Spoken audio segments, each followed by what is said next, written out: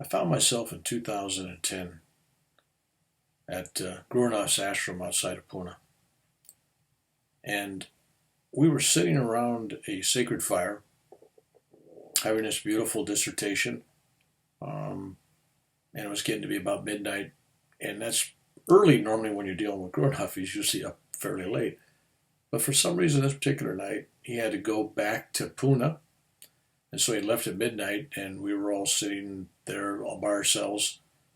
And being typical Westerners, we chit chatty and wanted to talk. And one thing led to the next, and we're starting to tell ghost stories and spooky stories. And one of the people there was talking about a ghost that had haunted her father and told this real beautiful story about this encounter that he had. And it was really a moving story, but it scared her, and she talked about that. And then another guy in the group was talking about how he overcame drugs and alcoholism, and then when he was doing that, there was all these demons and entities coming at him, and some real horrible experiences that scared him. So some of us were sitting there, and I was listening, and these guys are all saying, "Yeah, this scares me, and snakes scare me, and ghosts scare me, and rats scare me, and all these things." And I'm sitting there in this sacred institution, this ashram, and I blatantly go, "You know, nothing scares me." I said, "I've been in war, been shot down, been shot up. I've broken up robberies. I've had medical issues. I faced bad guys. I faced life and death." I said, "There's nothing." And I've seen demons. I've seen ghosts. I've had an alien encounter. So it's like nothing's going to scare me ever. And I make this statement very boldly, sitting at this sacred fire pit. So I'm challenging the universe right off the get-go, going, "Oh, nothing scares me," you know.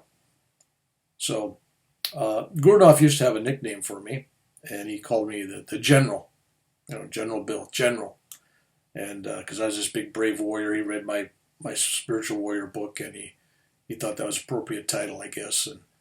And I had this reputation of not being afraid of anything. But there I boldly go around this campfire with these people, these young people saying, "Nothing scares me." So about an hour later, we put the campfire out and go back to our bungalows. And I'm in one all by myself. And I open the door and the lights are off and it's dark. And I got my flashlight in my hand and I take my sandals off outside. I step inside and I got the flashlight shining right inside. And right there, sitting on the end of my bunk, is that classic image of Babaji with the long black hair, with no shirt on, with some kind of cloth around the middle of the body, and legs are bare. And he's sitting there with these laser lights, I mean, like lasers coming out of his eyes, just right at me, right? And I see it and I go, "Ah!" And I throw up my flashlight and it starts spinning around, just like you see in the movie 2001 Space Odyssey, where the apes, they discover the bone, they throw this bone up and it goes, well, what's going around and around is this flashlight that spins around the ground, and I'm about having a heart attack. I mean, my heart is just like boom, boom, boom. And I'm just like, and I'm down there on my hands and knees on the floor. And I find the flashlight and I kind of shine it back up there and whew, dissolves. And I look around and I shine the light around and I go, "Wow. Thank God," my thought was, "thank God that nobody was here to witness that Reverend Bill, the General, not afraid of anything, was totally afraid." First time in his life he was totally afraid. It shook him up.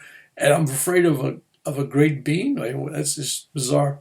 So I got my heart back down and got into bed. I just said, "Thank God that nobody was here to see that. Nobody will ever know about this." End of story. This stays here, stays with me, right? Next morning I get up, do my morning meditations, and I'm walking across the ashram to the kitchen. And I hear these footsteps behind me, and it's Gurunath. And he approaches behind me and he goes, "Bill, I thought you were not scared of these things." I go, "What? What? What?" Totally got me. Totally, he knew exactly what happened. Totally got me. So naturally, he tells everybody at breakfast, and everybody finds out, and makes me tell the story, and that was my first encounter. My first encounter with the Avatar Babaji, and my first encounter with him was not as I anticipated, because there I was bragging to the universe in a very sacred place, bragging. Nothing scares me. I'm fearless. And then when I see this magnificent spiritual being, it scares me. So I learned a great lesson there about, number one, bragging, challenging the universe. And I also learned something else, that my guru knows more than I thought he knew. And that was kind of enlightening in a way too. So that's my first encounter, and that happened in 2010.